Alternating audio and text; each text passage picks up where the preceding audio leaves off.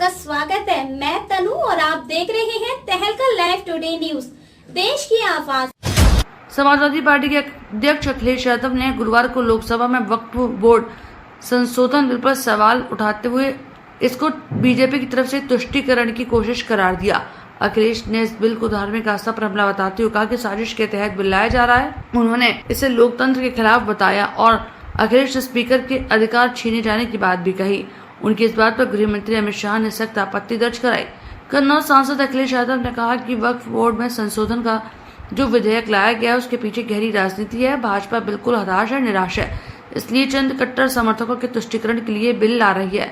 इसके बाद अखिलेश ने सदन अध्यक्ष के एक की बात जिस पर अमित शाह अपनी सीट से उठकर खड़े हुए और नाराज होते हुए कहा कि अखिलेश जो गोलमाल बातें ना करें। बिल का विरोध हुए अखिलेश यादव ने कहा कि ये सोची समझी राजनीति के तहत हो रहा है और अगर जिलाधिकारी को सब ताकत दे देंगे, आपको पता है कि एक जगह पर जिलाधिकारी ने क्या किया है, उसका असर आने वाली पीढ़ी तक को भुगतना पड़ा। बीजेपी अपनी हताश निराश चंद कट्टर समर्थकों के तुष्टीकरण के लिए ये बिल लाने का काम कर रही है। इस दौरान अखिलेश और अमित शाह के बीच तीखी बहस भी हुई। अखिलेश ने लोकसभा स्पीकर से कहा, महोदय मैंने सुना है कि कुछ अधिकार आपसे भी छीने जा रहे हैं। अखिलेश की बात सुनते ही अमित शाह ने उन्हें बीच में टोकते हुए कहा कि स्पीकर महोदय, अखिलेश आसन का अपमान कर रहे हैं और अखिलेश अध्यक्ष के अधिकार के संरक्षक नहीं है। संसद में मॉनसून सत्र के दौरान मोदी सरकार ने वक्फ बोर्ड एक्ट में बदलाव के लिए संशोधन विधेयक लोकसभा में पेश किया। इस बिल को लेकर संसद में हंगामा देखने को मिल रहा है। सरकार का कहना है कि हम बिल वक्फ की संपत्तियों की देखरेख के लिए लाया जा रहा है, तो विपक्ष ने इसे संसद की स्थायी संपत्ति के पास भेजने की अपील की है। सपा के साथ ही तृणमूल कांग्रेस और नेशनल कॉन्फ्रेंस के सांसदों ने भी इसका विरोध किया।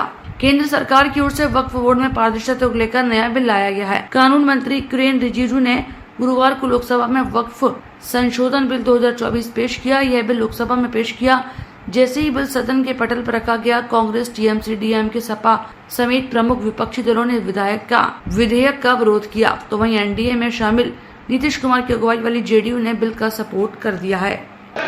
एक मिनट, अखिलेश जी आप बोलना चाहते हैं? मैं अध्यक्ष जी बहुत धन्यवाद देना चाहता हूं आपका। मैं माननीय सदस्य एनके प्रमाचंद्रन जी ने जो कहा और माननीय सदस्यों ने जो कहा, मैं उससे अपनी बात को जोड़ता हूं। ये बिल जो इंट्रोड्यूस हो रहा है, ये अध्यक्ष महोदय बहुत सोची समझी राजनीति के तहत हो रहा है। अध्यक्ष महोदय, जब लोकतांत्रिक तरीके से चुने जाने की पहले से प्रक्रिया है तो उसको नॉमिनेट क्यों किया जा रहा है? वहीं जहां अन्य धार्मिक जो मसले हैं, बॉडीज हैं, उनमें कोई गैर बरादरी का नहीं आता है। मान लीजिए वक्फ बोर्ड में गैर मुस्लिम को शामिल करने का औचित्य क्या बनता है? और अध्यक्ष महोदय, इतिहास के पन्नों को अगर हम पलटें, अगर आप जिला अधिकारी को सब ताकत दे देंगे, उन इतिहास के पन्नों को मैं नहीं पलटना चाहता हूं कि एक जगह पर एक जिलाधिकारी महोदय ने क्या किया था, उसकी वजह से आज और आने वाली पीढ़ी तक को भी सामना करना पड़ा। अध्यक्ष महोदय, मैं नाम नहीं लेना चाहता हूं। और अध्यक्ष महोदय, सच्चाई ये है कि भाजपा अपने हताश, निराश, आप तो इस कानून चंद कट्टर समर्थकों के तुष्टीकरण के लिए ये बिल लाने का काम कर रही है।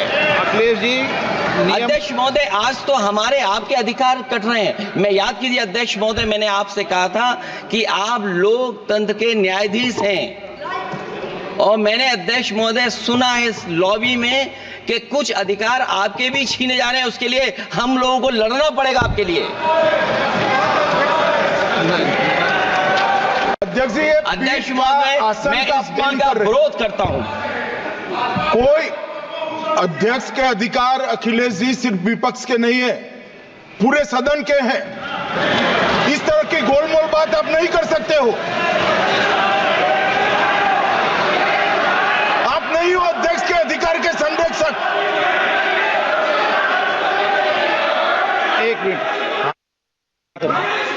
एक मिनट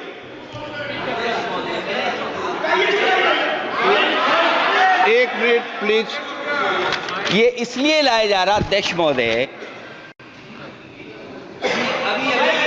अभी हारे हैं अध्यक्ष महोदय, अभी अभी हारे हैं। Okay no. और दरअसल ये चाहते हैं नो।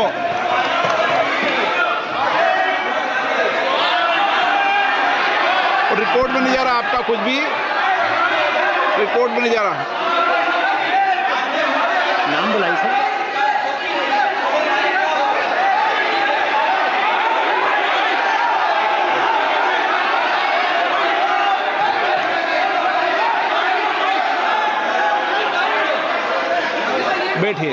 बैठिए।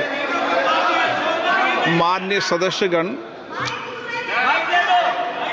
सदस्यगण प्लीज।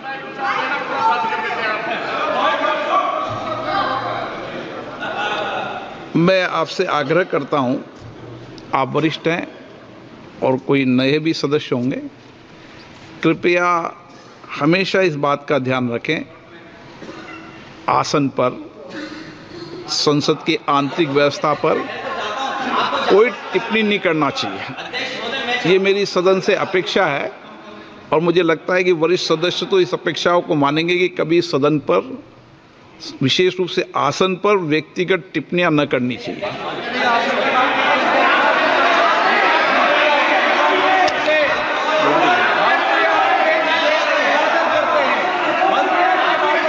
इतना ही, आगे फिर होगी ऐसी ही मुलाकात किसी खास खबर के साथ। तब तक के लिए नमस्कार और देखते रहिए तहलका लाइव टुडे न्यूज।